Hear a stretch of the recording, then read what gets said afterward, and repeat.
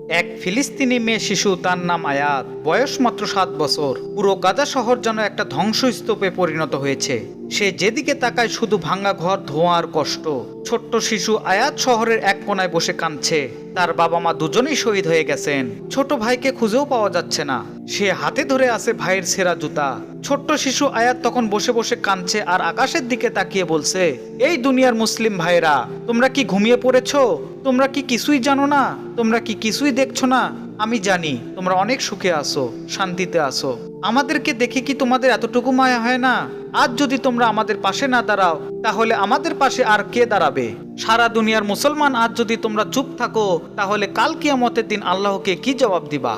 প্রিয় ভাইরা আমার, আজ ফিলিস্তিনিতে এমন হাজারো শিশু ঘুরে বেড়াচ্ছে যাদের এই দুনিয়ায় পরিবার বলতে কেউ নাই। তাদের কান্না চিৎকার যদি আমাদের হৃদয়ের বিবেককে না জাগায়, তাহলে কাল কিয়ামতের দিন যদি এমন হাজারো শিশু আল্লাহর কাছে বিচার দিয়ে বলে ওরা সেদিন সব জানতো, তবুও তারা চুপ ছিল, তখন আমরা আল্লাহকে কি জবাব দিব?